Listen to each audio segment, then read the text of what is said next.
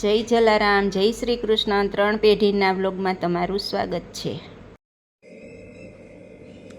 માર્કેટમાંથી બટેટા લઈ આવી છું. સરસ આવે છે બટેટા. હવે આપણે ચાલુ કરી બટેટાની વેફર. આજે પહેલી વાર જ બનાવું છું આ વર્ષમાં. હજી ઘણી બધી બાકી છે બનાવવાની. Good morning friends. સવારના 8 વાગ્યા છે અને આપણે આજે બનાવવાની છે બટેટાની વેફર. બટેટાની છાલ ઉતારીને રાખી દીધા છે. હવે પાડી નાખશું. ધીમે ધીમે છાલ ઉતારતા જશું ને વેફર પાડતા જશું ખમણીથી.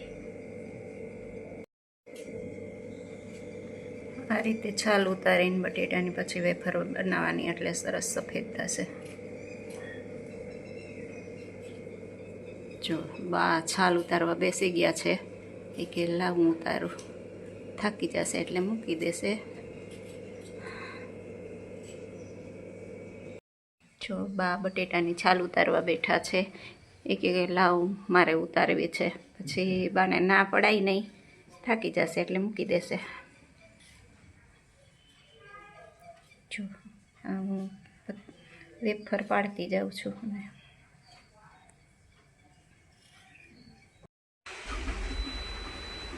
આપણે હવે આ 3-4 પાણીથી ધોઈ અને બાફવા મૂકી દઈશું.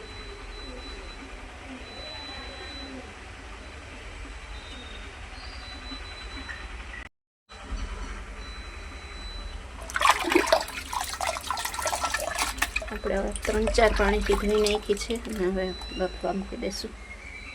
જો મસ્ત થઈ ગઈ છે, વ્હાઈટ કલરની. આપણે હવે આ વેફર બાફવા મૂકી દીધી છે અને આવી રીતે ઉકળવા માંડે ને એટલે બફાઈ ગઈ હોય. આ રીતે ચેક કરી લેવાની.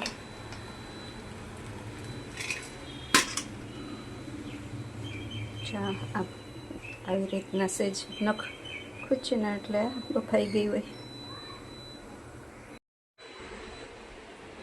જો આપણે આ બાફવા મૂકી દીધી છે. આ રીતે સહેજ ઉકળે ને પાણી એટલે જોઈ લેવાનું, ચેક કરી લેવાનું. આ બફાઈ ગઈ છે આપણી વેફર.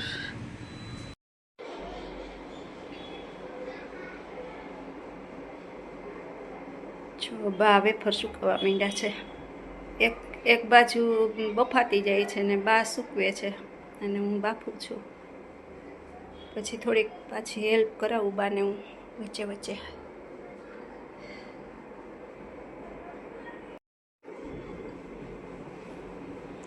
જો બા વેફર સૂકવવા માંડ્યા છે. થોડી થોડી કરશું ને એટલે સમય જશે. નહીંતર અહીંયા એટલી બધી જગ્યા હોય નહીં.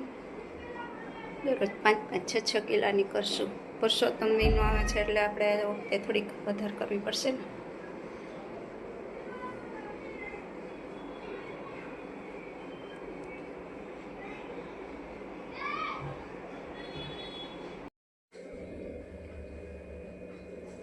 વેફર સવારે બનાવી, જો સરસ મસ્ત સુકાઈ ગઈ છે.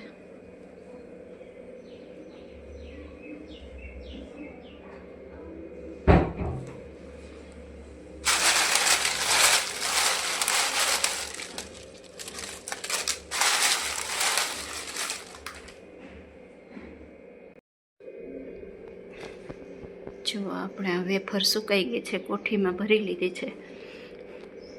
12 મહિના સુધી આમાં બગડે નહીં, કાંઈ વાંધો નહીં આવે. તમને પણ બહારની વેફર બહુ ન ભાવતી હોય તો આવી અત્યારે સિઝન છે, બટેટા સરસ આવે છે તો બનાવી લેજો. આ વખતે પરસોત્તમ મહિનો આવે છે એટલે વેફર બનાવીને રાખી દીધી છે. આમ તો અમે કાયમી 11 ને ગુરુવારને એવું રહેતા હોય એટલે અમે બનાવી છીએ. પણ આ વખતે થોડીક હજી વધારે બનાવવી પડશે. 10 કિલોની બનાવી, હજી 10-15 કિલોની બનાવી રાખી છે. બાને બહારની ઓછી ભાવે એટલે અમે ઘરે જ બનાવી છીએ. જો તમને અમારો વિડીયો ગમ્યો હોય તો લાઈક, શેર, સબસ્ક્રાઈબ કરવાનું ભૂલતા નહીં. Bye bye.